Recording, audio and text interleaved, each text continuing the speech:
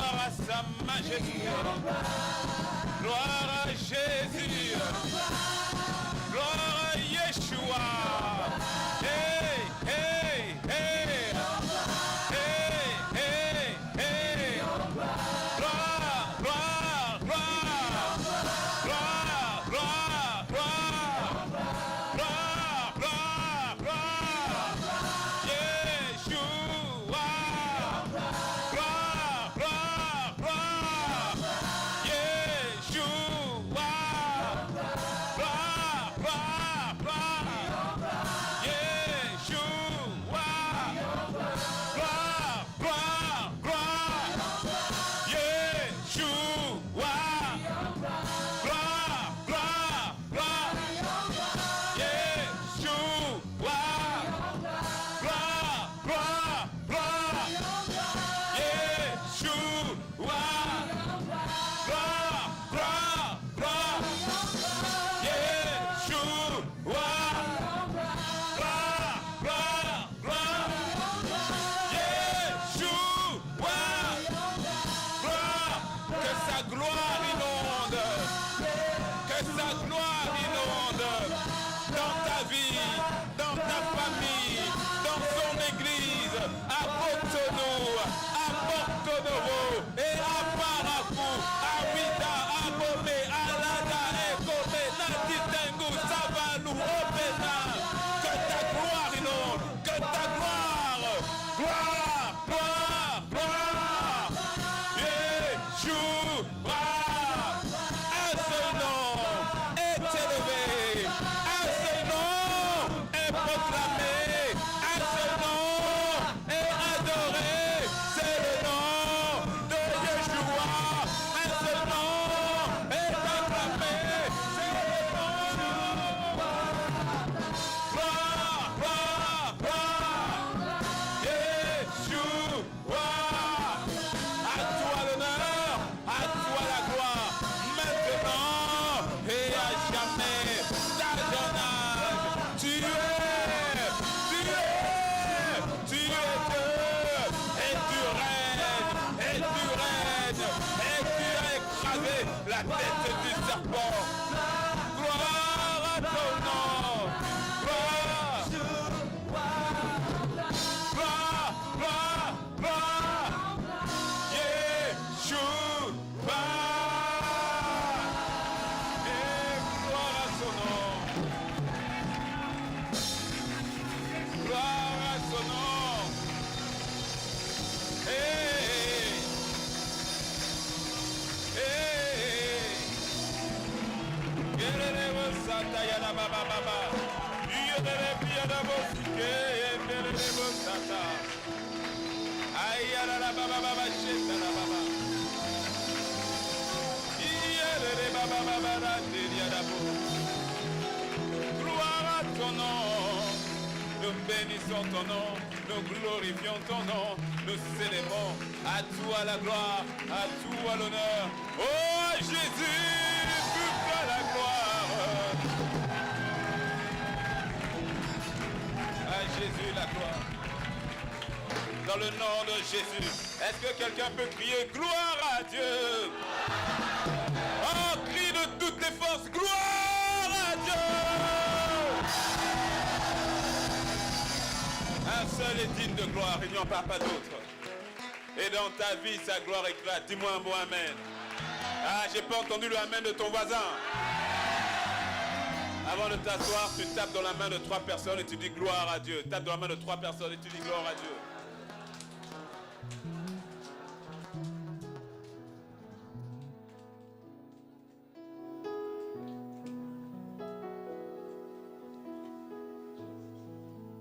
Gloire à Jésus et à personne d'autre. Ah, je ne donnerai pas gloire à un homme, jamais. Je ne donnerai pas gloire à un mari, à une femme, à un enfant, à une église, jamais. Seul Jésus est digne de gloire. Dis-moi un bon amen. Bienvenue. Et avec moi le nom de Jésus. Il n'y a pas de nom qui soit plus beau, qui soit plus magnifique. Il n'y a pas de nom qui soit... Il n'y a pas de nom comme celui de Jésus. Dis-moi un bon amen. Le nom nom de Jésus. Le Seigneur là est simplement magnifique. Tu sais, des fois, on ne réalise pas, on est tellement habitué où ça devient comme une forme d'acquis.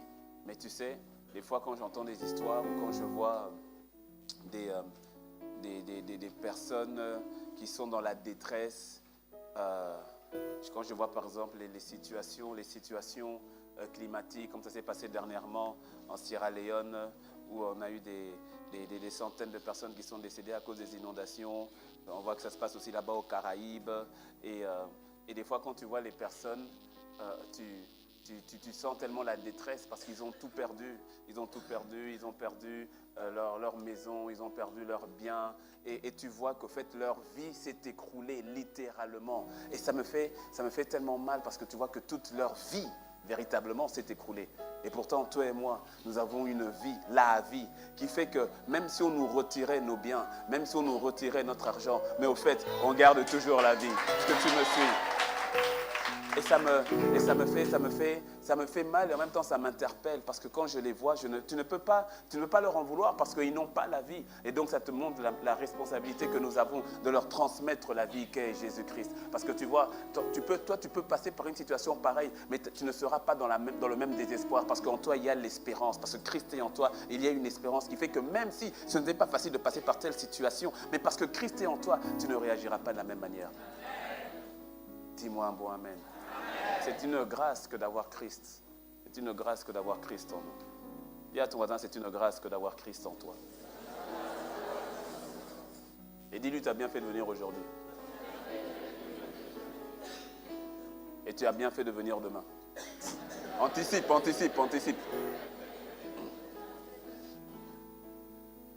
Parce que, comme je l'avais dit le dimanche, c'est ce que j'ai vraiment ressenti, eu confirmation le premier culte, quand je suis vraiment monté sur l'estrade, de continuer dans cette dynamique. J'ai hésité, mais après je me dis, tu sais, moi, je n'ai plus peur de me tromper, que tu me suis.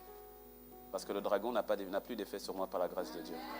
Tu vois, l'esprit du dragon a pour but de te terroriser, de te faire peur, de t'emmener dans l'intimidation. Et la peur de réussir, la peur de te tromper. Mon ami, quand tu marches avec le Christ, lorsque tu laisses le nom de Jésus aller prendre le devant, tu n'as plus peur de ce que tu te trompes ou pas. Dis-moi un bon amen.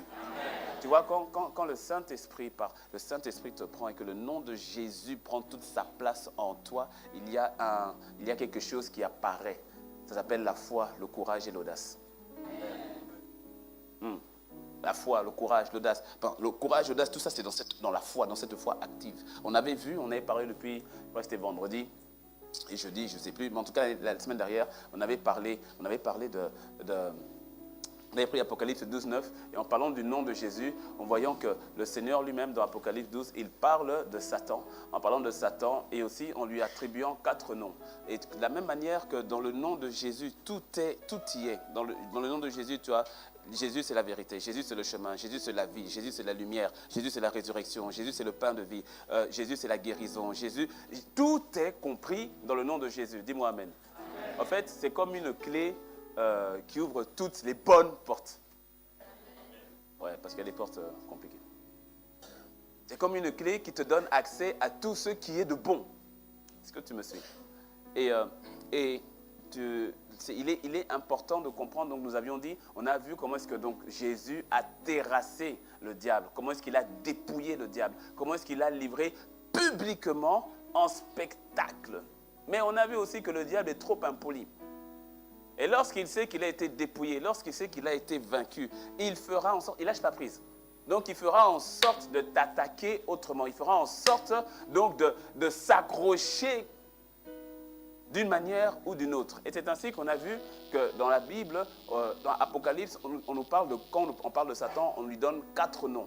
Apocalypse 12, verset 9, et il fut précipité le grand dragon, 1, le serpent ancien, 2, appelé le diable, 3, et Satan, 4. Et on a vu au fait que ces quatre noms-là, ces 4 aspects de la même personne, de l'ennemi, du malin, donc de Satan, du diable, c'est la même personne, mais ces 4 noms, ces 4 aspects, ou encore 4 stratégies, ou encore 4 attaques, de la manière dont il va faire en sorte de te faire croire qu'au fait, il n'a pas perdu le combat. la manière dont il va faire en sorte de garder position là où il a déjà été délogé à la croix de Golgotha par Jésus-Christ lui-même. Et donc on avait parlé donc de l'aspect du dragon. On avait dit que le dragon, a pour but d'englober, d'avaler, de détruire tout ce qui fait ta destinée, tout ce qui sont attachés à tes dons, à tes talents, à ce qui est précieux. Il va chercher à englober, à détruire le but pour lequel Dieu t'a envoyé sur terre, à détruire ta destinée. Dans l'Apocalypse, on voit que le dragon voulait manger l'enfant mâle dont la femme venait d'accoucher. C'est-à-dire, il veut prendre à la source. Ce que Dieu veut faire avec toi, il veut l'englober. Et l'une des armes qu'il utilise, ça s'appelle la peur, l'intimidation. Entre autres. Il va te paralyser par la peur. Il y a un beau projet qui arrive, mais tu as une voix qui te dit non, ça c'est pas pour toi. Tu n'en es pas digne. Toi, tu ne peux pas. Il y a un poste qui se présente. Il y a des personnes, le poste se présente et tu postules. Et puis quand tu postules, toi-même tu te dis, mais qui m'a dit de postuler? Est-ce que moi-même je peux me réussir à passer l'entretien? Toi-même. Des fois, personne n'est venu te parler. Toi-même. Parfois, ça passe par quelqu'un qui vient te décourager. Mais souvent, c'est toi-même. Des pensées qui viennent comme ça. Ah non, moi je ne peux pas. Ah, et d'ailleurs, est-ce que moi je suis même digne? Est-ce que je me souviens quand j'ai passé mon tout premier entretien vraiment officiel pour un véritable emploi chez DHL. Je suis arrivé dans la salle. Moi, je croyais que c'était l'entretien. On me prend directement, c'est fini. Puis j'arrive, on me dit non, allez dans telle salle. J'arrive, je vois que c'est une grande salle de conférence. Je dis ok. Bon, j'avais bien fait en sorte d'aller à l'heure, même pas un peu avant l'heure. Hein, parce que bon, ton voisin, entretien, il arrive en retard. Bon, pas toi, j'ai dit ton voisin. Donc, j'ai fait en sorte d'arriver un peu avant l'heure. Donc, 10-15 minutes avant l'heure. J'arrive, donc on me dit non, salle conférence. Ok. Et quand je rentre dans la salle conférence, donc je vois qu'il y a déjà plusieurs chaises préparées autour d'une table. Et à ma droite, juste quand je rentre, je vois qu'il y avait une jeune fille. Bon, moi, j'étais habillé correctement. Mais je n'avais pas mis de costard, cravate et tout, mais j'étais habillé correctement. Quand je l'ai vue, elle, avec son tailleur, donc elle était, quand tu la regardes, donc rien que quand je l'ai vue intérieurement, j'ai dit, tu n'auras pas le poste. Et tu n'auras pas le poste. Et puis, quand je suis arrivé, elle m'a regardé, genre un peu de haut en bas rapidement. Il dit, hey, c'est fini, je n'aurai pas le poste. Je me suis assis, c'est là que j'ai vu qu'il y avait plusieurs personnes. Donc moi, je ne m'étais pas préparé vraiment comme tel, au fait. Je m'étais préparé, mais bon. DHL, bon, tu ne sais pas comment te préparer, au fait. Donc je suis arrivé, et puis on était une vingtaine, je crois. Une vingtaine. Et puis il fallait passer des tests. D'abord, tout le monde devait se présenter, donner son background. Alors, vous avez déjà travaillé dans le transport? Bah, moi, pour pouvoir conduire la voiture, je n'ai pas vraiment travaillé dans le transport, quoi. Et quand on pose la question à la jeune fille, elle s'appelle Maïmouna. Quand on pose la question à Maïmouna, oui, alors moi j'ai travaillé chez FedEx. FedEx est le concurrent numéro 1 à l'époque de DHL. Donc elle est déjà dedans. Oui, j'ai travaillé chez FedEx et tout, j'ai travaillé au back-office et tout cela. Elle dit des termes que je ne comprenais pas déjà à l'époque. Et oui, donc ça fait, ah oui, donc vous connaissez, oui, très bien et tout. D'ailleurs, la position de FedEx et tout ça par rapport à DHL. Là, tu regardes, c'est, hey, yes. Tu respires seulement quand ça doit arriver à ton tour. Donc tu essaies de bricoler. Et même quand toi-même tu pars, toi-même pendant que tu pars, tu sens que tu bricoles.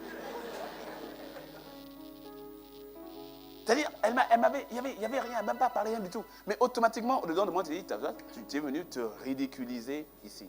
J'ai dû me ressaisir moi-même. Et Dieu a fait grâce. Sur les 20, quand on termine les tests et tout ça, les questions, après maintenant, on nous dit de sortir. Non, on reste sur place. Les recruteurs sortent et puis ils reviennent avec 2 piles. Tu as une pile ici, petite, et une pile ici qui est grande. Alors, ils commencent à lire les noms qui sont sur la pile qui est grande.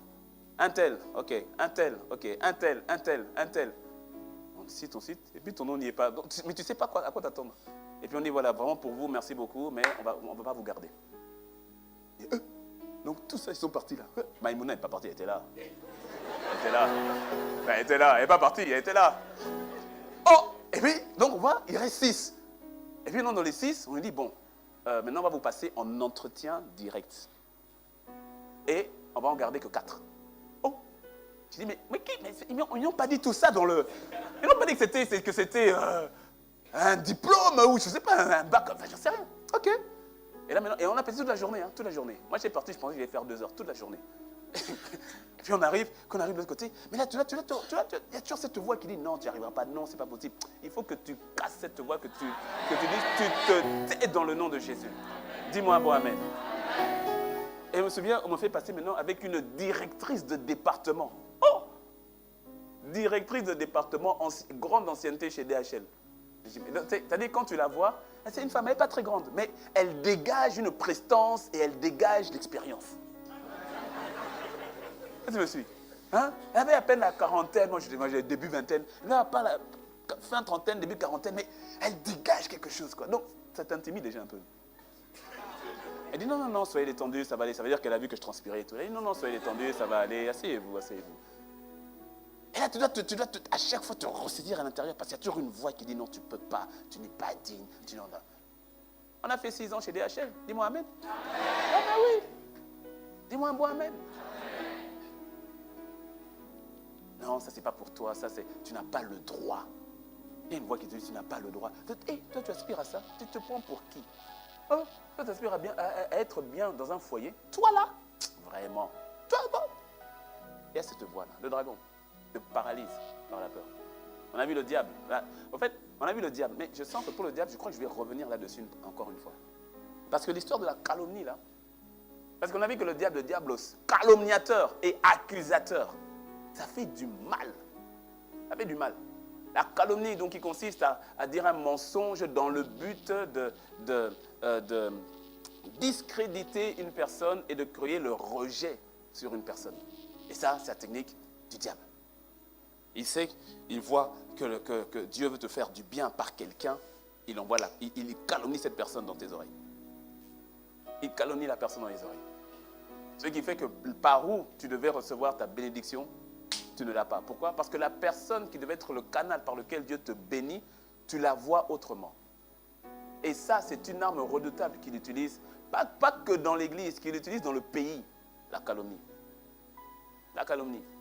Pas que dans l'église, dans le pays. À vrai dire, c'est même pas que dans le... En fait, c'est partout sur terre. Mais j'ai remarqué que quand même, chez nous, ici en Afrique de l'Ouest, là, c'est pas petit. Non, j'ai marqué. Je viens de Lomé, là, ICC Lomé, là. Je viens d'arriver. En fait, j'ai encore parlé en comité restreint. Et au fait, quand j'ai dit, non, c'est pas petit. Les histoires de calomnie, là, c'est pas petit. Tu ne connais pas la personne. Ni d'Adam, ni d'Ève, ni de Joseph, ni de Marie. Et tu n'as jamais... C'est-à-dire, il y a des personnes, tu as de la haine, littéralement, de la haine pour des gens, pour des autorités, pour des églises, pour des pasteurs, pour des frères, pour des sœurs. Tu as littéralement de la haine, voire de l'amertume. Tu ne les connais même pas. Mais on t'a parlé d'eux. Et tu as pris ça comme argent comptant. Et toute ton attitude vis-à-vis de ces personnes est calée sur les calomnies que tu as entendues. Et c'est ainsi que tout le monde se regarde en chien de faïence. Lui c'est dossier numéro 4. Ah oui. On avait dit que lui là c'est un voleur. Elle, dossier numéro 66. C'est une sorcière. Tu la connais? Non, mais on m'a dit qu'on m'avait dit que c'est quelqu'un qui avait dit qu'il avait dit que c'est elle. D'accord. Donc elle aussi cataloguée. Lui là c'est un menteur. Pourquoi? Il t'a déjà menti? Non, mais il avait menti au frère de la sœur, du grand frère, du grand-père de la sœur. Et tu connais la grande sœur? Non, mais on m'a dit qu'on avait dit. Donc lui là, c'est un menteur. Et donc c'est comme ça. Et donc tout le monde est dans son coin et tout le monde est en mode va faire des affaires avec quelqu'un. Non, tu ne peux pas. Pourquoi? Entre béninois, on se connaît. On se connaît. On se connaît. C'est un esprit, le diable. Pourquoi? Parce qu'il sait que seul, tu ne peux rien faire. Tu ne peux rien faire. Il dit cette stratégie dans le corps de Christ. Calomnie sur calomnie. Tu calomnies le pasteur, tu calomnies telle église, tu calomnies telle église. Tu calomnies sur calomnie. Pourquoi? Parce qu'il sait que pour mieux régner, il faut diviser. Il sait. Tu connais pas le pasteur, tu ne connais pas tel pasteur, mais tu as entendu. Qui t'a dit d'entendre ça? Qui t'a envoyé? Et le pire, ce n'est même pas encore que tu as entendu, c'est que tu es voulu entendre. Hein? Non. Tu sais quoi? Vraiment, vous les pasteurs là, voilà encore, nouvelle news de septembre 2017. Voilà, ça vient de tomber encore. Et puis tu dis, hein? C'est quoi? Laisse-moi apprendre. Pourquoi? Est-ce que tu me suis? Parce que c'est une semence de l'ennemi qui rentre dans ton cœur. Oh, ne blague même pas avec ça. Une semence de l'ennemi qui descend dans ton cœur. Ah, je te dis, quand tu vas aller au ciel, est-ce que tu iras au ciel, dis-moi? Marie, j'ai plus de foi que toi pour toi-même. Quand tu vas arriver au ciel, il y a des personnes chez qui tu devras aller demander pardon. En fait, l'idéal, c'est que tu le fasses avant d'aller au ciel. Mais au fait, je dis qu'il y a des personnes parce que il y a des personnes que tu calomnies que tu ne rencontreras jamais. Non, mais c'est ça qui est grave. Et on va calomnier des personnes qui ne sont même pas dans notre environnement. Mais on va calomnier.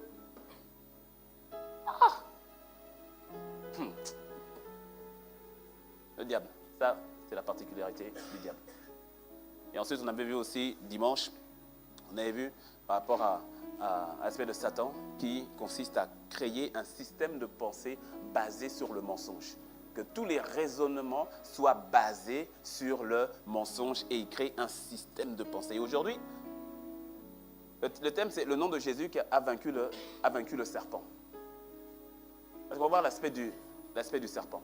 Le serpent ancien. Apocalypse 12, verset 9. Donc, et il fut précipité, le grand dragon, le serpent ancien, appelé le diable et Satan, celui qui séduit toute la terre. Tu dois comprendre, au fait, écoute-moi bien, tu dois comprendre que Satan, l'ennemi, séduit toute la terre. Et l'Église est sur terre.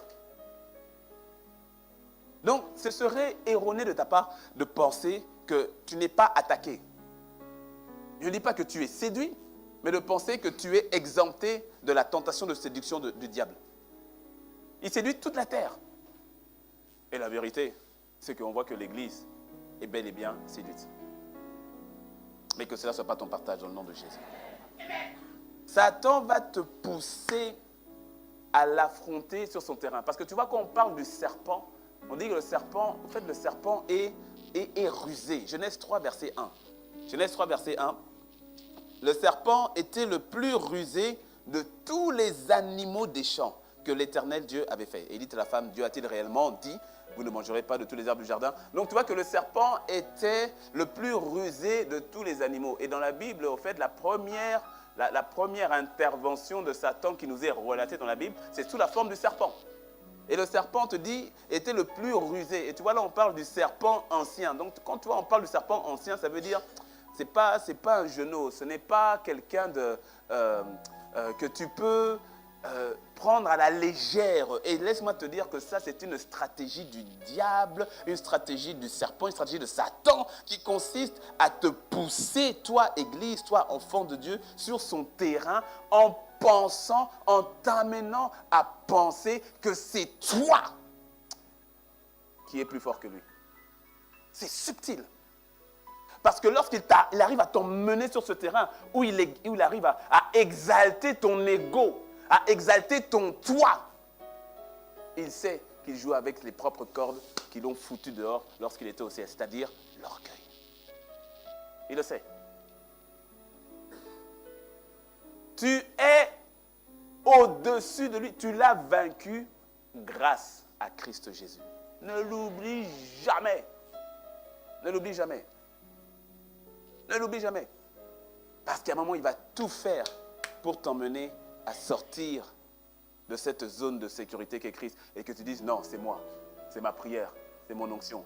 C'est ma force. C'est ma consécration. C'est mes. Quand tu commences à réagir de la chose, tu es en train de sortir de la zone de sécurité qu'est Christ Jésus. Et là, là, il te frappe bien même. Il est rusé. Écoute, il était sur terre avant toi. Est-ce que tu me suis? C'est-à-dire, la race humaine, il connaît. Des comme toi, il en a vu. Il est rusé. Ne rentre pas sur ce terrain-là avec avec ta propre force, avec ta propre capacité. Il va te frapper grave. C'est notre position en Christ. Et c'est par Christ. Et c'est au nom de Jésus. Point, mon ami, point. En dehors, il ferait de toi qu'une seule bouchée. Dis-moi un bon amen. Mais lorsque tu enracines ta foi en Christ Jésus, quand il apparaît, tu as la foi, tu es détendu. Tu dis, il ne peut plus rien te faire. Pourquoi? Parce que Christ.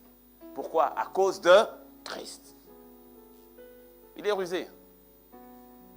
Et tu vois, dans Genèse 3, dans l'histoire de Genèse, quelle est la particularité du serpent? C'est que le serpent, quand il attaque en tant que serpent, il va te donner des faits.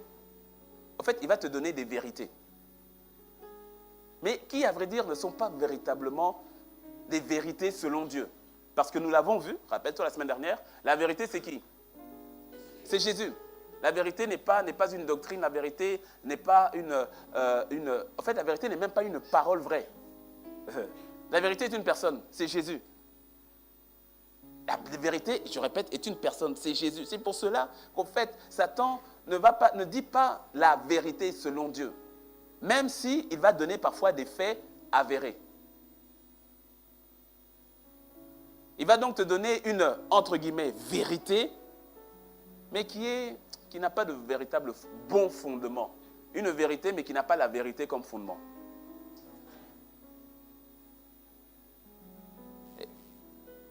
C'est pour ça que parfois, il va même te présenter des vérités passagères. Il va te présenter la réalité comme une vérité. Par exemple, la maladie n'est pas une vérité, c'est une réalité. Une réalité basée sur un mensonge, puisque la maladie vient du diable. Donc c'est un mensonge. Donc la vérité, c'est que tu es guéri. Parce que par ses meurtrissures, tu as été guéri. Donc ce que tu ressens, c'est réel, mais ce n'est pas vrai selon Jésus. Et il te présente la réalité comme vérité. Est-ce que j'ai mal? Oui, c'est un fait. Mais est-ce que la vérité dit que je suis malade? Non. Donc je vais proclamer, je vais croire ce que dit la vérité. Par ses meurtrissures, j'ai été guéri. Donc la réalité, j'ai mal dans le corps. Mais la vérité, c'est que Jésus m'a guéri. Donc je proclame ce que Jésus dit. Jésus, je crois que tu m'as guéri, je proclame ma guérison. Mais la vérité, sa réalité va te dire, non. Tu es guéri, mais si tu es guéri, pourquoi tu as encore mal? Et c'est comme ça que souvent, on arrête, on lâche la foi et on laisse la maladie perdurer. Genèse 3, toujours dans Genèse, tu vois, au verset 4. Le serpent dit, vous ne mourrez point. Quand il dit vous ne mourrez point, au fait, il n'a pas vraiment menti. Il dit vous ne mourrez point. Mais il n'a pas vraiment menti parce que lorsque Adam et Ève ont mangé le fruit, et ils étaient encore là, ils étaient encore vivants. Non, ce n'était pas vraiment faux ce qu'il a dit. Ils ont mangé. Et ils ne sont pas morts, ils étaient encore là. D'ailleurs, si tu vas dans Genèse 5, versets 3 à 4, tu verras que Genèse 5, un peu plus loin, versets 3 à 4, Adam, âgé de 130 ans, donc ça veut dire qu'il a encore vécu 130 ans, engendra un fils à sa ressemblance, selon son image, et lui donna le nom de Seth. Verset 4, les jours d'Adam après la naissance de Seth furent de 800 ans, et il engendra des fils et des filles. 800 plus 130, 930 années. Donc tu vois que, quelque part, il n'a pas menti. Parce qu'il a vécu plus de 900 ans après avoir mangé le fruit. Et pourtant, il a menti. Parce qu'ils étaient bel et bien morts, mais spirituellement. Romains 5, verset 14 nous le dit. Cependant, la mort a régné depuis Adam jusqu'à Moïse. Même sur ceux qui n'avaient pas péché par une transgression semblable à celle d'Adam, lequel est la figure de celui qui devait venir. Donc on voit que la mort était bel et bien réelle à partir de Adam. Dans sa ruse, le serpent te présente des vérités incomplètes aux conséquences désastreuses. Pourquoi? Parce que ses intentions derrière ne sont pas bonnes. Ses intentions derrière ne sont absolument pas divines. Regarde, il leur dit encore que leurs yeux allaient s'ouvrir. Quand il dit à Ève, il dit non, toi aussi, le jour où tu en mangeras, je reviens dans Genèse 3, verset 5, mais Dieu sait que le jour où vous en mangerez, vos yeux s'ouvriront. Et oui, leurs yeux se sont ouverts. Donc c'était une information avérée. Dis-moi amen. Leurs yeux se sont bel et bien ouverts. Au verset, on le voit au verset, c'est quel verset? Au verset 7. Les yeux de l'un et de l'autre s'ouvrirent. Donc le serpent n'avait pas menti. Satan n'a pas menti, mais il a menti. Est-ce que tu me suis? Il leur a dit, vos yeux vont s'ouvrir. Et leurs yeux se sont véritablement ouverts. Mais sauf qu'il n'a pas dit s'ouvrir sur quoi? S'ouvrir comment? S'ouvrir pourquoi? Il leur dit, vous serez, je reviens au verset 5, il dit, et vos yeux vont s'ouvrir et vous serez comme des dieux, connaissant le bien et le mal. Là encore, ce qu'il a dit s'est avéré être vrai. Parce qu'au verset 22, Genèse 3, descends maintenant au verset 22, l'Éternel Dieu dit, voici, l'homme est devenu comme l'un de nous pour la connaissance du bien et du mal. La version parole de vie dit, eh bien, l'homme est devenu comme un Dieu. Il connaît le bien, ce qui est bien ou mal. Il n'avait pas menti. Mais il avait menti. Si tu me suis. La ruse, là c'est la notion de la ruse du diable. C'est pour cela que la notion de vérité, ce n'est pas dans ce qui est dit, mais dans la source qui dit. La vérité dans la bouche de Satan n'est qu'un venin mortel du serpent. Et quand je dis la vérité dans la bouche de Satan, la vérité, je mets entre guillemets, crochet, parenthèse. La vérité dans la bouche de Satan, dans la bouche du serpent, ce n'est qu'un venin mortel. Satan ne peut pas dire la vérité. Il peut dire des faits avérés. Mais il ne peut pas dire la vérité, car la vérité, c'est Jésus. Ce qui veut dire qu'à chaque fois que le serpent donne un fait avéré, c'est une vérité empoisonnée. À chaque fois que le serpent donne un fait avéré, c'est que c'est une vérité, entre guillemets, qui est empoisonnée. Si le poisson savait ça, il ne mangerait pas le ver de terre dans l'eau. Parce que le ver de terre, c'est de la nourriture. C'est un fait avéré. Le problème n'est pas dans le ver de terre, le problème est dans qui donne le ver de terre. Tu veux manger, t'as faim? Tiens, je te donne. Mais qui donne à manger? Dans quel but? Quelle intention derrière?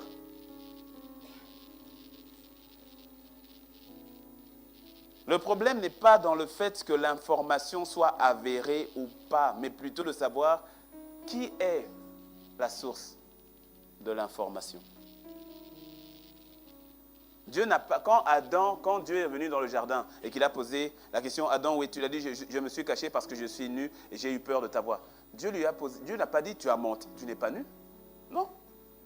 Adam a dit la vérité. C'était vrai. Il était nu. Le problème de Dieu n'était pas de savoir. Dieu savait qu'il était nu. Donc quand il a répondu, je suis nu. Donc, au fait, il a dit vrai. Mais le problème pour Dieu, ce n'est pas qu'il dise vrai. C'est de savoir qui t'a appris. Qui t'a appris que tu es nu? Qui t'a dit? Qui t'a appris? Où est-ce que tu as eu accès à cette vérité-là, puisqu'elle ne vient pas de moi? Qui t'a donné accès à cette information, à cette vérité? Parce que cette vérité ne vient pas de moi. Je ne suis pas la source. Ce n'est pas moi qui t'ai donné ça. À partir du moment où je ne suis pas la source, c'est que l'autre source n'est pas bonne. Est-ce que tu me suis?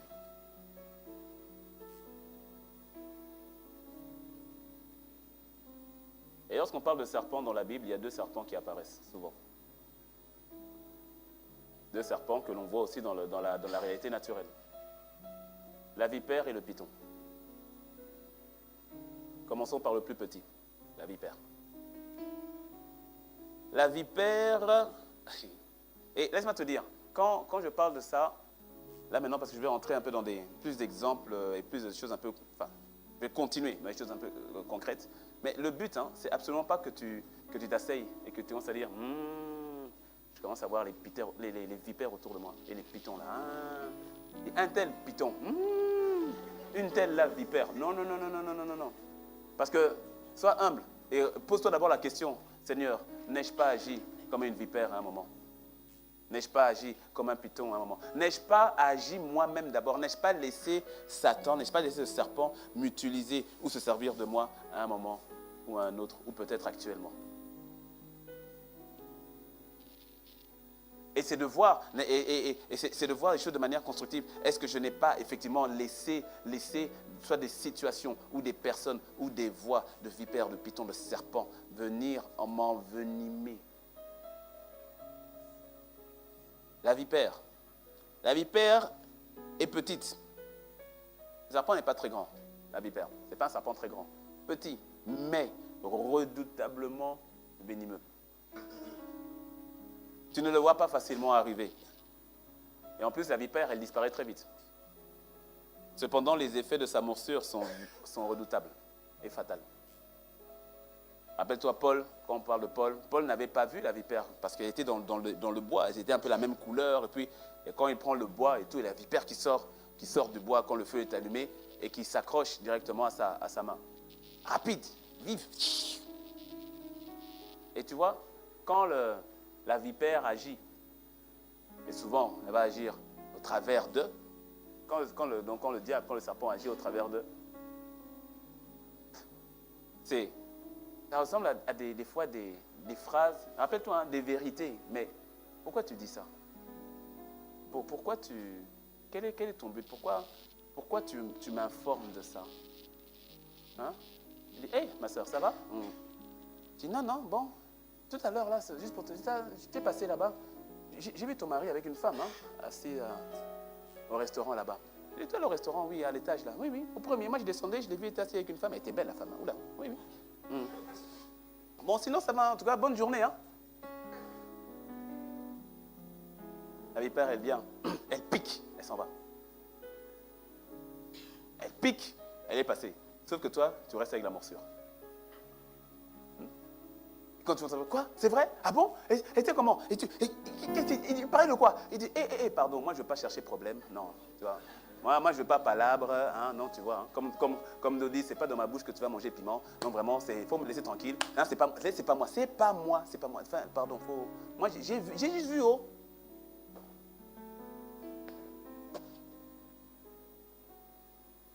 Pourquoi? Quel est le but? Quelle est la motivation? Quelle est l'intention qu'il y a derrière? Et quand on te pose la question, on va s'en désengager. On dit, ah non, en fait, tu as juste jeté la bombe et puis là, tu passes ton chemin.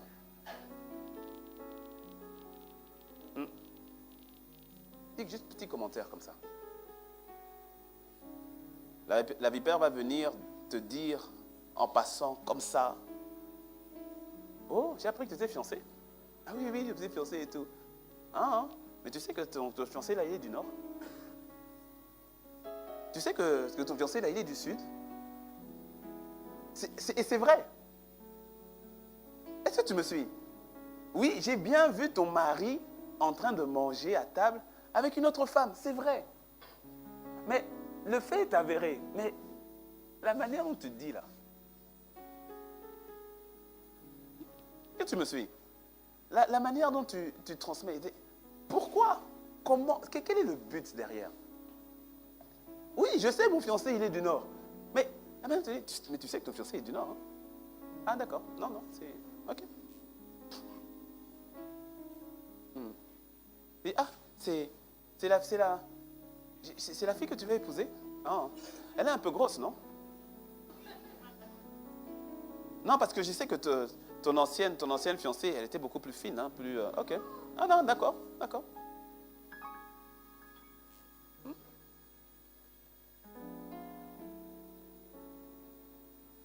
Quelle est l'intention qu'il y a derrière? Hein?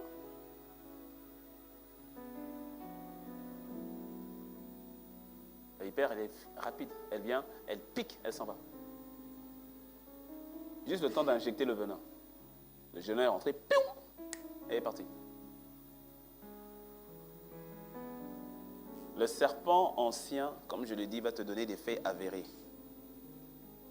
Ou parfois même des faits ou des vérités avant le temps. Surtout pour ceux qui sont, par exemple, appelés, mais que ce soit dans les affaires ou autres, mais restons dans le cadre du ministère de la parole, par exemple. Il y a quelqu'un qui est appelé dans le ministère de la parole, et puis tu as une voix à l'intérieur, ou bien tu as un songe, et qui te dit, mais toi, Ou bien c'est quelqu'un qui t'a entendu exhorter, et puis qui vient et qui te dit, mais toi, tu sais que tu es un grand prédicateur, toi. Non, mais toi, tu es un grand prédicateur. Et c'est pas faux. Mais maintenant, il te dit ça, là. Si vous entendez, j'ai eu le coup une fois. Ici, 2013. On était à 2 cultes, on rappelle très bien. C'était un temps d'enseignement comme ça, ici. Et à la fin, je sors et il y a un frère qui vient, bizarrement quand je passais, je l'ai vu en passant, je ne connaissais pas, et je l'ai salué. Puis je suis passé. Et puis après il est venu, il m'a demandé entretien, on s'est vu, on a parlé, et c'était un frère anglophone, je ne sais plus s'il venait du Ghana ou du Nigeria, je ne sais plus. Et puis il est venu, premier entretien, il m'a dit, vraiment pasteur, j'ai été béni, ça fait du bien de voir, moi je viens du milieu anglophone et tout cela, et de trouver une église francophone ou avec une telle parole, une telle présence, ça, franchement ça fait du bien et tout cela. J'ai dit, ok. Il m'a demandé encore entretien un mois plus tard, on s'est revus. Puis on s'est revus, il continue à parler, et puis il me dit, pasteur, mais vous savez que vous enseignez bien, hein? J'ai dit, ok, merci, gloire à Dieu, oui, ok. Il dit, mais il faut avouer que quand même, vous bénéficiez quand même du fait que vous êtes pasteur, mais à Impact Centre Chrétien. Je dis, ouais, ça veut dire quoi? Hein? Et puis il me dit, oui, parce qu'il faut avouer qu'il faudrait que vous fassiez, pour que vraiment vous fassiez vos preuves, il faudrait que vous fassiez, qu'on vous voit dans votre propre église, parce que là, c'est quand même Ivan Castano.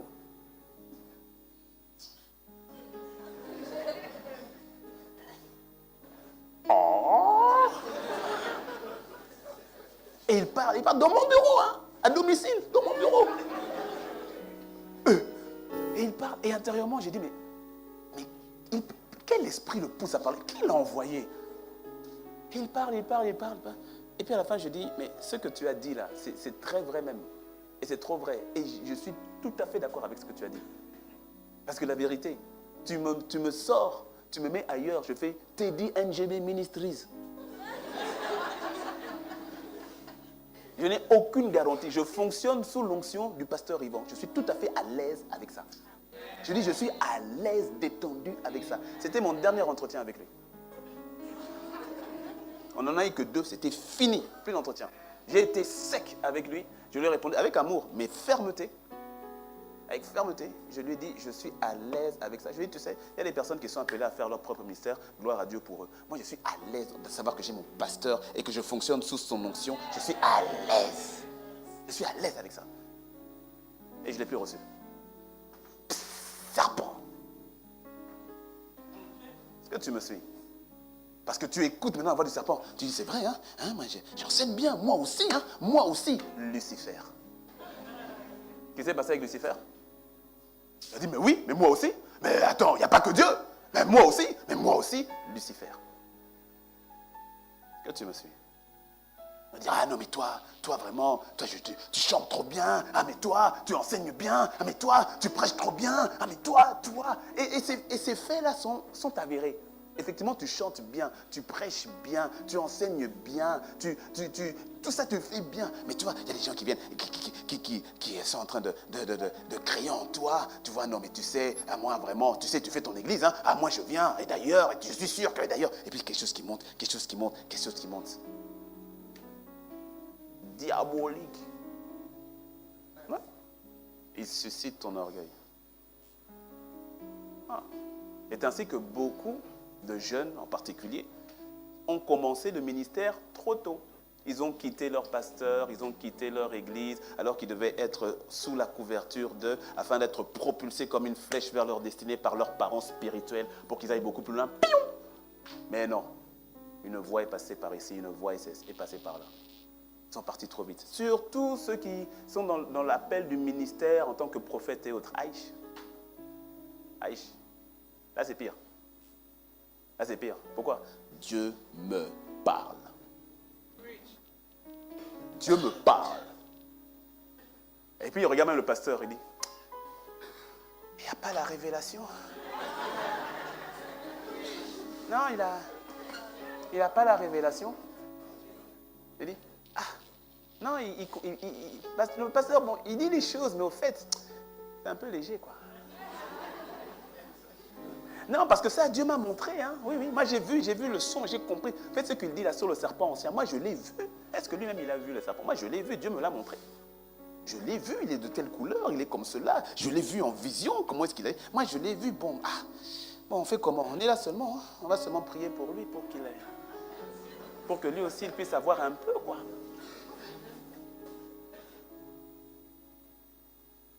Et alors très vite, il y a ce désir au-dedans de sortir, de commencer.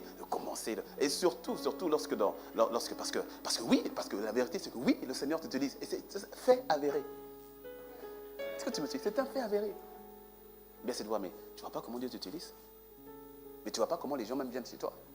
Et que tu donnes des prophéties qui sont justes. Est-ce que tu ne vois pas? Mais regarde, ton leader, il ne voit pas ça. Ton pasteur, il ne voit pas ça. Il ne t'élève pas. Il ne te reconnaît pas. Et puis ça monte. Est-ce que tu me suis? Écoute, je t'ai dit que tu n'es pas exemple de ce type d'attaque. Je t'ai écouté. Je t'ai raconté mon attaque. Pasteur, hein, un pasteur de ton pasteur déjà que j'étais ici. Et une attaque comme ça qui vient dans mon bureau. Et là, je ne te parle que d'une seule.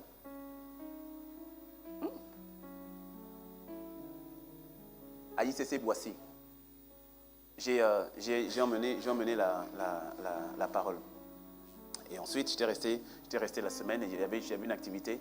Et il y avait une activité pendant la semaine. Donc, je suis parti à l'église.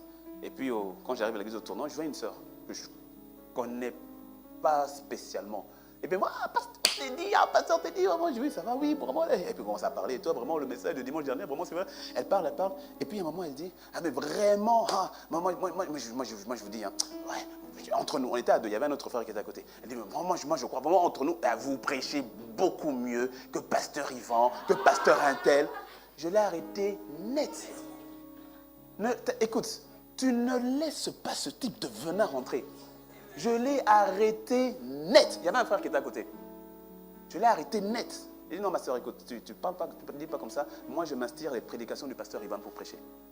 Cette prédication, ce que je suis en train de donner, je me suis inspiré chez le pasteur Sanogo. Ça, là, sur les 4 attaques. Je suis inspiré chez le pasteur Sanogo. Et d'ailleurs, j'ai demandé à la librairie qu'on puisse emmener le livre, là, les 4 attaques du malin. Pour que tu puisses prendre et aller en profondeur. Non, écoute, pas de lui il prêche. Là, pendant tout le trajet, j'ai dit, je viens de Lomé, j'ai réenregistré la version vidéo. Et pendant tout le trajet, j'ai réécouté, parce que ça m'a tellement challengé. J'ai dit non, le Seigneur m'a dit, il faut que je transmette à l'église. C'est pas de, ouais, tu vois, moi j'ai toutes les révélations, je dormais. Non, pas tout le temps. Dis-moi un bon amen. Dis-moi un bon amen. Mais on a des pères qui sont là. Des fois, pourquoi tu veux réinventer la roue? Je reprends les prédications. Je dis non, pasteur, il va dans ta prédication. Est-ce que je peux avoir les notes, s'il te plaît? Pourquoi? Je vais emmener ça à Cotonou. Point. Des fois, je dis, pasteur Christian, vraiment, tu sais, là, ton truc que tu as fait sur la famille, là, c'est tellement fort. Écoute, est-ce que tu peux m'envoyer tes notes? Mais c'est comme ça. Entre pasteurs, on fonctionne comme ça. Il y a des choses que Dieu te donne. Il y a des choses que Dieu te donne par quelqu'un d'autre. Sois humble, reçois. Dis-moi un bon amen. Ah ouais. J'ai dit à la sœur, je t'arrête net. Et je t'arrête net. J'ai dit, je m'inspire des prédications du pasteur Yvan. Donc, il ne faut pas venir commencer à me dire que ouais, ça c'est le démon, le diable, le serpent, Lucifer. Ce qu'il a fait tomber là, il veut que tu tombes aussi de la même manière. Dis-moi un bon amen. Il vient là. Et puis après tu prêtes l'oreille. Et puis après tu dis, c'est vrai, hein, moi je ne suis pas n'importe qui. Hein. Et il vient, il me dit, mais toi t'es trop belle pour te marier avec ce gars-là quand même. Hein? Il dit, mais regarde-toi un peu dans la glace. Regarde-toi un petit peu. Bon, regarde-le. Mets-toi vous deux, fais un Photoshop, mettez-vous vous deux sur une même photo.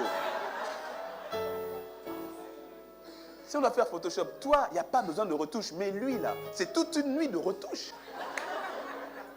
Et puis, regarde, imagine-toi, vous allez rentrer à l'église. Hein? Vous allez vous mettre tous les deux. Est-ce que c'est beau? Est-ce que c'est beau? Tu n'es pas n'importe qui. Tu es trop belle. Et la vérité, c'est que tu es très belle.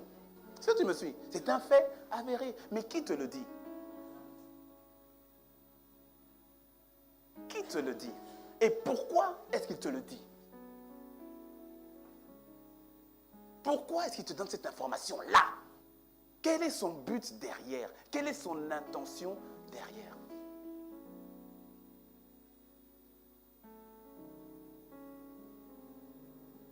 Fais attention à ce que tu reçois comme information. Car toute information reçue aura des effets, soit positifs ou négatifs dans ta vie. Et la semence de la vipère va toujours t'emmener à faire des choses qui déplaisent à Dieu. Mais que tu vas quand même justifier. Pourquoi? Mais parce que cela part d'une information avérée. Et donc tu vas justifier ton comportement, tu vas justifier ton attitude, tu vas justifier ce que tu as fait, même si au plus profond de toi tu sens qu'au fait Dieu n'est pas vraiment d'accord avec ça. Mais tu dis, mais la vérité c'est que ce qui le fait, il est vrai. Est-ce que j'ai menti? Non, c'est ça, c'est vrai. Et toi-même fais attention, tu dois t'assurer de dire les vérités poussées par l'Esprit de Dieu. Ouais. Parce que tu vois, la source même de l'information au travers de toi que tu as reçue peut être divine. C'est-à-dire que c'est vraiment le Saint-Esprit qui t'a révélé. Mais si tu es influencé par l'esprit du serpent, d'une information divine, d'une vérité que tu as reçue du Seigneur, tu vas la transformer en un venin mortel. Et ça peut véritablement, tu vois, c'est ça la notion du mélange de l'ivraie et du blé. C'est-à-dire c'était bon au départ, mais tu as transformé cela en un venin. Pourquoi? Parce que Dieu te dit, Dieu te montre, Dieu te parle, mais il ne te parle pas pour ta curiosité, il te parle pour un but. Et quand il te parle, il te dit, tu n'as pas eu le temps, tu n'as pas eu la sagesse de dire, Seigneur, pourquoi est-ce que tu me montres cela? Quel en est le but? Quelle en est la raison? Tu n'as pas prié pour cela, tu n'as pas demandé à Dieu qu'est-ce qu'il va faire. Automatiquement, tu vas et tu divulgues l'information que tu as reçue. Sous prétexte que c'est la vérité. Et cette information devient un venin, un poison. Le Seigneur te montre tel frère en train de tromper sa femme. Et toi, tu dis, moi je dis la vérité. Hein. Moi je dis la vérité. Hein. Tu appelles la femme, tu dis, ma soeur, il faut qu'on se voit, on va aller manger. Voici, j'ai rêvé. Dieu m'a montré que ton mari te trompait. Et peut-être que véritablement, c'est Dieu qui t'a montré et que c'est vrai. Mais est-ce qu'il t'a dit d'aller dire? Est-ce qu'il t'a dit de faire une réunion de famille pour envoyer une bombe? Est-ce qu'il te l'a dit?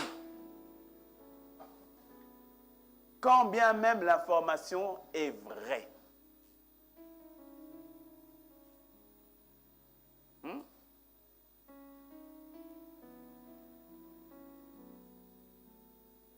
Est-ce que ton information va forcément édifier l'autre?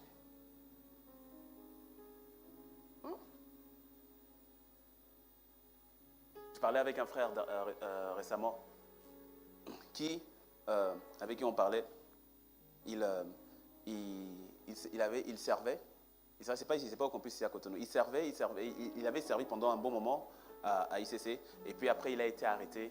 Il a été arrêté de service pendant un bon moment à cause d'une attitude qu'il avait eue. Il a été arrêté de service pendant un long moment, pendant un bon moment. Et récemment, j'ai parlé avec lui. Et quand j'ai parlé avec lui, il me dit, non, tu sais quoi, pasteur, franchement, ce temps d'arrêt pour moi était vraiment bénéfique parce que j'ai vu qu'il y avait vraiment des choses en moi qui devaient être cassées et tout cela. Et vraiment, j'ai connu un véritable brisement et tout ça. Et puis il parlait. Et puis à la fin, je lui ai dit, mais tu sais, la première fois qu'on avait parlé il y a longtemps, la première fois qu'on avait parlé ensemble, le premier jour où on a parlé ensemble, quand j'ai parlé avec toi, directement, j'ai su que tu avais un problème d'orgueil. Mais ce n'est pas pour autant que je lui ai dit. Est-ce que tu me suis? Parce que là, ça ne l'aurait pas aidé. Ça ne l'aurait pas aidé du tout. Dès que je parlais, les premiers mots on parlait, j'ai senti bonne intention, mais le gars rempli d'orgueil. Et je savais que c'était quelque chose que Dieu devait briser. Et ce n'est pas pour autant que je lui dis, toi, tu es un orgueilleux, toi. Est-ce que ça l'aurait édifié? Est-ce que ça l'aurait aidé là? Est-ce que Dieu m'a dit de lui dire là? Non. Non. On dit, ah mais moi je dis la vérité, hein. Ah, moi je dis la vérité. Et là c'est souvent, tu vois, le serpent aime la chair. Rappelle-toi, hein, il dit au serpent, tu mangeras la poussière de la terre. C'est-à-dire que le serpent aime la chair, il coopère trop bien avec la chair, il coopère trop bien avec ta chair. C'est-à-dire qu'il y en a certains qui disent, ah mais moi je dis la vérité, moi je dis la vérité. Ah moi je ne retiens pas, hein. Moi je dis la vérité. Pourquoi? Ah parce qu'il faut dire la vérité. Donc tu ne sais pas te retenir. Donc, non, mais ça c'est la chair. C'est la chair qui emmène les gens à... Non, moi je dis. Ah, moi j'y vais, je dis. Ah, moi je suis comme ça. Hein. Ah, moi je ne garde pas. Moi je dis. C'est charnel. Charnel. Ah oui. Quand ton ventre tourne et puis qu'il y a un besoin d'expulser, tu expulses? Mais sois vrai avec toi-même. Pourquoi? Ah, moi le ventre tourne. Hein. Ah, moi je suis vrai. Hein. J'expulse. Expulse. Est-ce que tu expulses? Non. Pourquoi? Tu te retiens?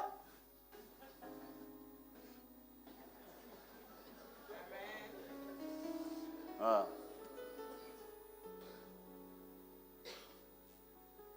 C'est un manque de maturité. Et le serpent, il aime ça, c'est sa nourriture. La chair, c'est sa nourriture. C'est sa nourriture. C'est comme ça qu'il trouve un passage rapide, facile. Il y a des personnes... Quand on a le désir de dire la vérité, pour dire la vérité, c'est-à-dire bon, comme ça. Il y a des personnes dont on a perdu, on a ébranlé la foi. Parce qu'on leur a dit des vérités qu'ils n'étaient pas capables de supporter. Et on a ébranlé leur foi. Et laisse-moi te dire, devant Dieu, tu as ta part de responsabilité. T'as ébranlé sa foi. C'est pour ça que j'ai tellement compassion des personnes qui relaient les calomnies, surtout sur l'Église, sur les hommes de Dieu, à des enfants de Dieu qui ne sont pas encore affermis. J'ai compassion pour eux, parce que devant Dieu, j'ai compassion. Compassion, vraiment compassion.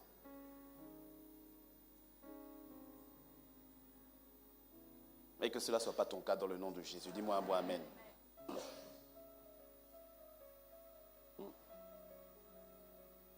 Ah oui.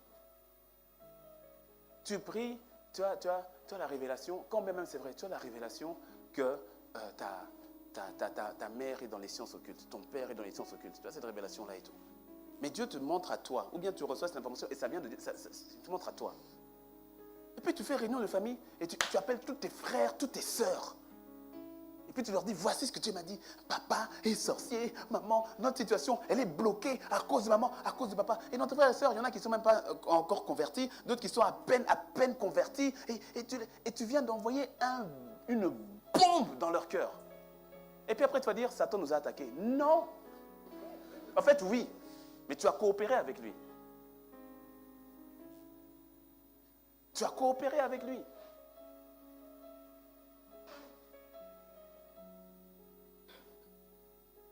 La vérité, c'est Christ Jésus. C'est lui la vérité. Et toute vérité doit être dite, transmise en lui, par lui, avec lui, pour lui. Il est la vérité. C'est dans son timing, c'est à sa manière, c'est à lui. Il est la vérité.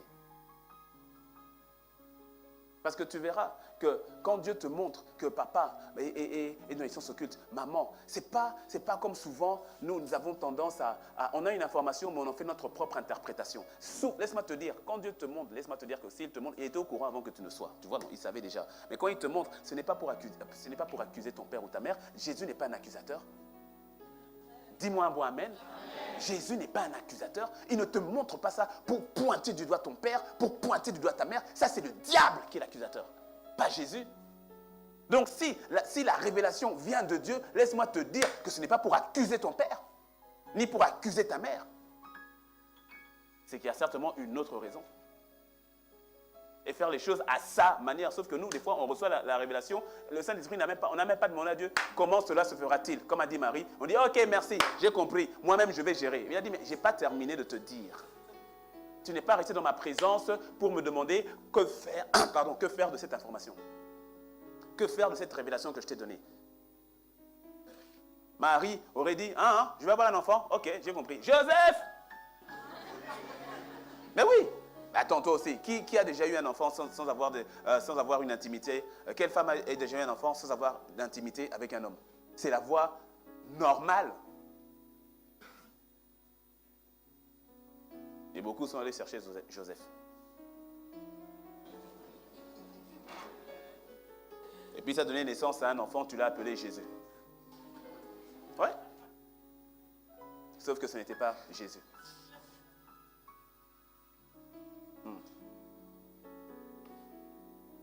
Des faux Jésus, des barres Jésus.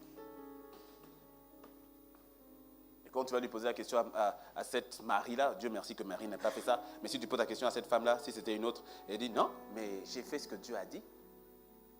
Il a dit que j'aurai un enfant et que cet enfant sera Emmanuel, que je dois l'appeler Jésus. Est-ce que je n'ai pas eu un enfant? Oui.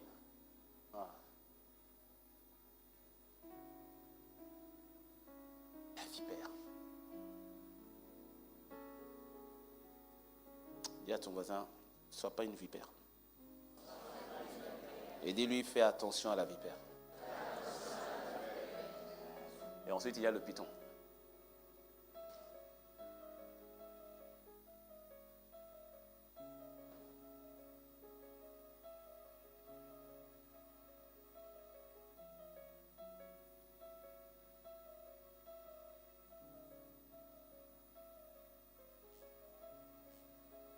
Mais le python, on verra demain. Non, sinon, le temps est déjà là, sinon je vais courir. On verra le python demain. Parce que j'ai envie de prendre le temps de prier par rapport à ça. Parce que tu verras quand on va parler du python, tu verras que beaucoup ont été victimes de cet esprit-là. De loin ou de près. Et je voudrais qu'on prenne le temps de prier aussi par rapport à ça demain. Dis-moi amen. Et par rapport à la vipère, tu dois refuser son venin. Tu dois refuser son venin. Et tu dois refuser toi-même d'être un canal. Parce que tu sais, sois humble. Hein? Si tu es humble avec toi-même, tu verras que parfois, tu agis comme une vipère. Si tu es humble. Que parfois, tu as dit des choses où le Seigneur t'avait dit ne dis pas. Tu as révélé des choses où le Seigneur t'a dit ne révèle pas. Tu as parlé trop tôt. Tu as parlé trop vite. Tu as parlé à la mauvaise personne. Ce que tu as dit n'est pas faux, c'est vrai. Mais Dieu t'a dit ne dis pas. Ou Dieu ne t'avait pas dit de dire. Et tu as dit, et quand tu as dit, tu as vu les effets que ça a eu derrière. Mais tu t'es justifié en disant, mais je n'ai pas menti. Après tout, j'ai dit la vérité. Mais tu as dit la vérité, mais avec qui comme source? Où tu verras que tu as donné ton oreille à des vérités où là où tu aurais dû dire stop. Tu aurais dû dire non, ça je refuse d'écouter ça. Je refuse cette semence-là. Je refuse cette parole-là. Je la refuse. Je n'en veux pas. Je n'en veux pas. Le diable sait qu'il a été vaincu. Donc, il va faire preuve de ruse. Il sait que Jésus-Christ l'a dépouillé. Il le sait. Donc, comme il ne lâche pas prise, il va maintenant faire le rusé. Il va faire le rusé.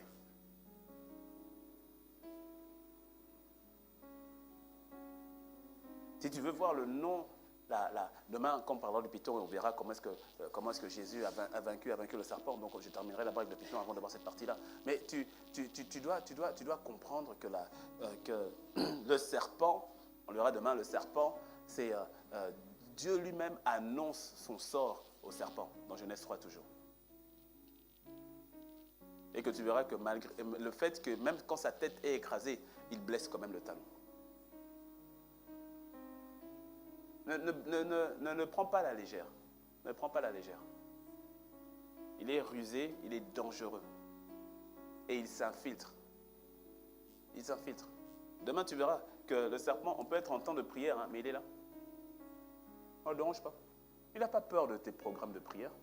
Il n'a pas peur de nos jeûnes et prières. Il n'a pas peur de nos programmes de 21 jours. Il n'a pas peur. Non, il n'a pas peur.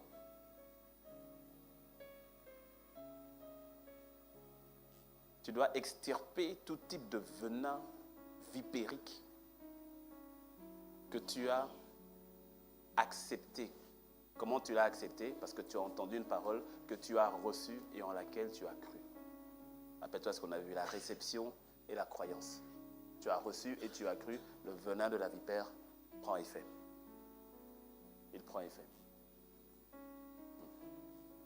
Lorsque la vipère frappe, va faire en sorte de te faire perdre ce qui devait être ta bénédiction. Ou bien le fruit mûr, va faire en sorte que tu le manges quand il n'est pas mûr du tout. Avec des vérités, mais dont la source, ce n'est pas Dieu. Dont la source, ce n'est pas Dieu. Ah. Beaucoup, et j'ai fini, beaucoup enfin beaucoup, quelques-uns, certains, on va dire, sont empoisonnés de l'intérieur. Empoisonnés de l'intérieur. On t'a fait faire des choses hors saison, hors temps. Pourtant, ces choses s'avéraient être vraies. Mais sauf que ce n'est pas Dieu qui a dit go. Ce n'est pas Dieu qui a validé. Autre chose, quelqu'un d'autre.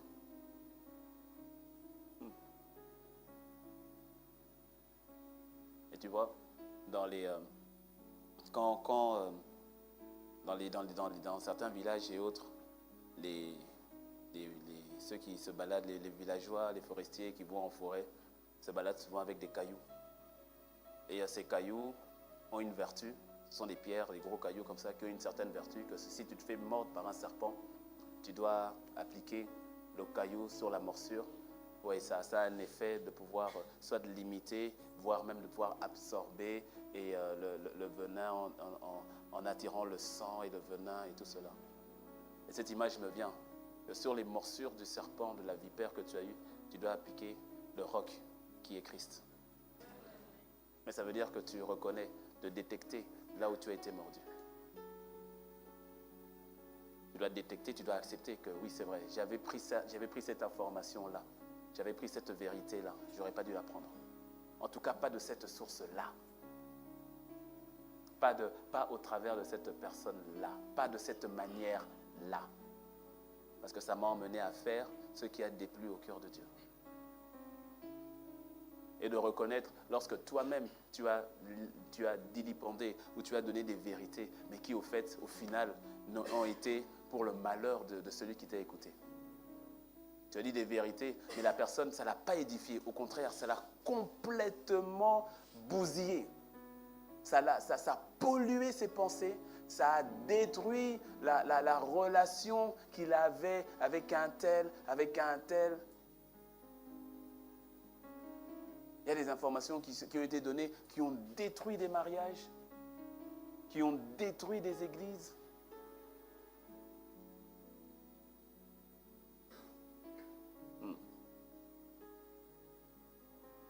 Voilà. Tu vois une femme, tu l'as vue en train de tromper son mari. Il y a une manière, si le Seigneur permet que tu aies cette information, c'est-à-dire qu'il y aura une manière de pouvoir gérer la situation et de ne pas mettre un post, une vidéo sur Facebook, d'envoyer un post ou d'envoyer un message groupé sur WhatsApp ou bien d'appeler les gens dans ta maison et de dire, hey, vous savez quoi, au fait, hey, j'avais vu Gwendoline, aïe, vraiment Shinobi, il ne sait pas, il ne sait pas. Gwendoline là, non, elle est mauvaise. Ah, comment elle peut faire ça à Shinobi, vraiment? Shinobi est un frère gentil comme ça. Qu'est-ce que tu as vu? Ah non. Puis Gwendoline, elle sortait là de l'hôtel, la Golden Tulip, là, on passait comme ça, je l'ai vu sortir. Moi, j'étais parti là-bas avec... Moi, j'étais parti là-bas, attention, parce que moi, j'étais parti là-bas, c'est dans le cadre du travail, hein. On avait une conférence, hein, donc on est parti, et puis je l'ai vu descendre de l'ascenseur, elle a fait un bisou, pas sur la joue, hein, sur la bouche. Et moi, je croyais que c'est Shinobi, quand je regarde bien, c'est pas Shinobi, tu sais, c'est son boss, là, qui vient souvent de Suisse et qui fait les allers-retours. Et vraiment, enfin bon, sinon, comment s'est passée votre journée?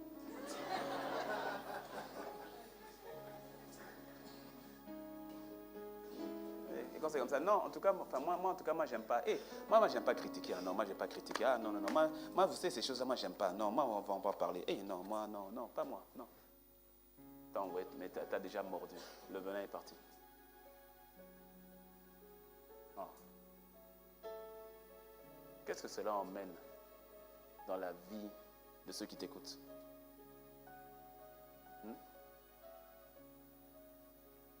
Qu'est-ce que cela emmène dans la vie, véritablement? Qu'est-ce que cela produit? Même l'adage français dit que toute vérité n'est pas bonne à dire. Il n'y a pas du faux. Je ne vais pas dire que cet adage est vrai parce que ce n'est pas biblique. Mais c'est un fait avéré, ça aussi.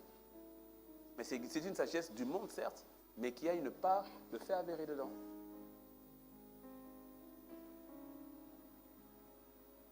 Tu verras que quand tu ne joues pas la gamme du serpent, que le Seigneur peut te faire confiance en te montrant des choses, parce qu'il sait que tu agiras non selon toi, mais selon le Seigneur, selon la vérité.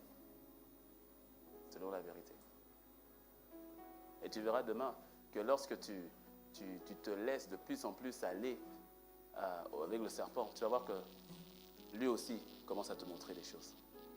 C'est ce qu'on va voir demain avec l'esprit de Python. Que lui aussi maintenant, il te montre des choses. Que lui aussi, il te révèle des choses. Vraies comme fausses, mais il te révèle des choses.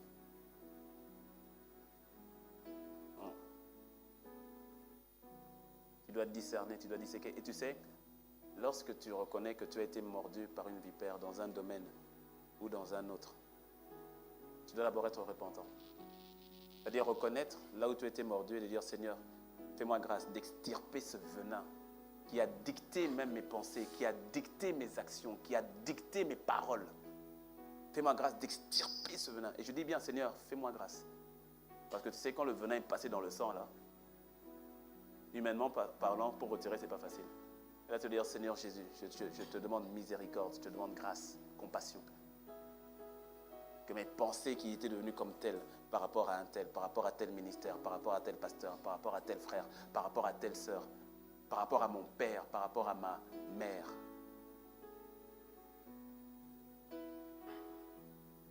Ton oncle est venu, ton oncle il vient et il te parle des mauvais agissements de ton père.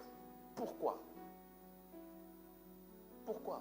Il dira d'ailleurs, votre père de toute façon, faut pas croire, tu vois, il ne s'occupe pas de vous, mais c'est pas comme s'il ne peut pas s'occuper de vous, il ne veut pas s'occuper de vous.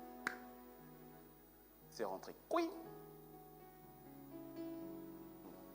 Et puis il dit, vous aussi, vous êtes là, vous vraiment, vous voyez même pas? Vous voyez pas que votre papa là-bas, il a d'autres enfants là-bas, il s'occupe des enfants qui sont là-bas, mais vous là, il vous laisse, vraiment, c'est pas bien, ce qu'il fait papa Shinobi là, vraiment, c'est pas bien, il s'occupe des enfants là-bas et tout, et vous vraiment, il vous laisse comme ça, papa Shinobi, papa Shinobi.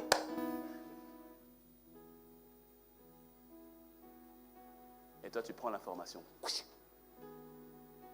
et l'information rentre, automatiquement, tu regardes ton père.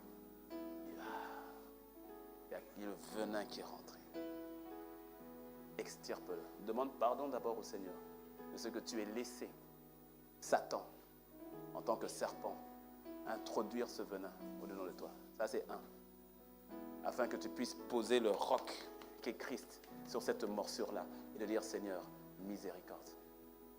Dire, Seigneur, fais-moi grâce, afin d'extirper ce venin qui est rentré, d'extirper ce venin qui a conditionné ma manière de penser, d'extirper ce venin qui a totalement changé ma manière de voir un tel ou un tel, ma manière même de me comporter. Et de dire, Seigneur, pardonne-moi pour toutes les fois où c'est moi qui ai mordu les autres en laissant Satan passer au travers de ma bouche. Inclinons la tête.